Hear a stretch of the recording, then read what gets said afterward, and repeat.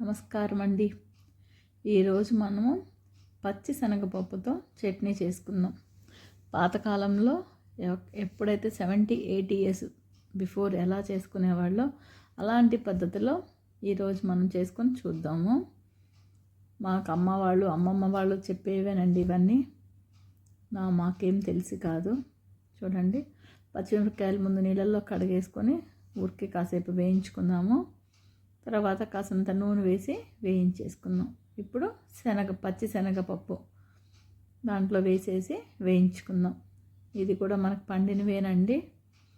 మనకు కవులు వేరే బావగారు వాళ్ళు మనం చేస్తారు పొలాన్ని, వాళ్ళు ఇచ్చి పంపించారు. చూడండి, అన్నీ వేగేసాయి పచ్చిమిరపకాయలు, పచ్చిశనగపప్పు. ఇప్పుడు దీన్ని మనము రోట్లో వేసేసుకొని చక్కగా రుబ్బుకుందాము.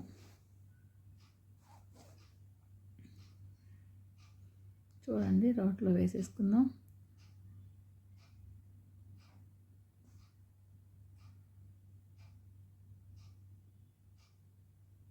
చూడండి, వేసేసుకొని ఇంకిప్పుడు రుబ్బేసేసుకుందాం. చూడండి, అమ్మ కాసంత ఉప్పు వేసింది. ఇప్పుడు నేను రుబ్బుతున్నాను. తర్వాత మన దగ్గర ఉన్న పచ్చి కొబ్బరైనా ఎండు కొబ్బరైనా ఏది అవైలబుల్ ఉంటే అది వేసేసి రుబ్బేవాళ్ళంటండి వాళ్ళు. మీరు దీంట్లో ఇంకొకటి గమనించారా? దీంట్లో కొబ్బరి తప్ప తెల్లగడ్డలు కానీ ఎర్రగడ్డలు కానీ చింతపండు కానీ ఎలాంటిది యూజ్ చేయలేదండి, వాళ్ళు వాడలేదు. అంటే వాళ్ళ టిఫిన్స్ కూడా అప్పుడు పాతకాలంలో ఎప్పుడో కదండి, వారానికి ఒక రోజు 2 రోజులు అలానే చేసుకునేవాళ్ళు కదా. వేస్తున్నాను. అయిపోయిందండి రుబ్బడం. గిన్నెలోకి ఎత్తి పెట్టేసుకుందాం మనం దీన్ని.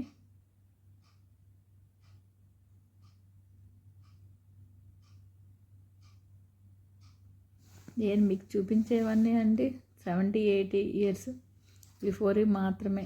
పాతకాలం వాళ్ళు ఎలా చేసుకుంటారు ఏంటి, వాళ్ళ జీవనశైలి ఎలా ఉండేది, అది మీకు చెప్పడానికి మాత్రమే ఇలాంటివన్నీ చేస్తున్నానండి. చూడండి, ఎత్తి పెట్టేశాను రోట్లో నుంచి. ఇప్పుడు దీనికి మనం కాసంత పోపు పెట్టుకుందాం. పాతకాలంలో అయితే ఏంటండి, ఆముదాలు అంటండి, ఇలాంటి నూనె దొరికేవి కాదంట. ఆముదాలు అవి పండినవి తీసుకొని ఉడికించుకొని ఆముదం చేసి పెట్టుకునే వాళ్ళంట. దాంతోనే వాళ్ళు తిరగమాతలు వేసుకునేవాళ్ళంటండి. ఇంట్లో దీపానికి కానీ వండుకోవడానికి కానీ అన్నీ కూడా ఆముదమే ఎక్కువ వాడేవాళ్ళంటండి. ఇదిగోండి, మనం పోపు పెట్టేసుకున్నాము. ఇప్పుడు అమ్మ దోశలు వేసింది.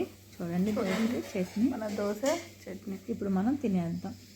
మమ్మీ, ఇదిగోండి అమ్మ తింటుంది. ఎలా ఉంది తింటుంటే? బాగుంది. అన్నీ సరిపోయినాయా? అన్నీ సరిపోయాయి. పాతకాలంలో అన్నీ ఇలా చేసుకొని తినేవాళ్ళండి. ఈ రెసిపీ కనుక మీకు నచ్చినట్లయితే లైక్ చేయండి, షేర్ చేయండి అండ్ సబ్స్క్రైబ్ చేయండి. Thank you.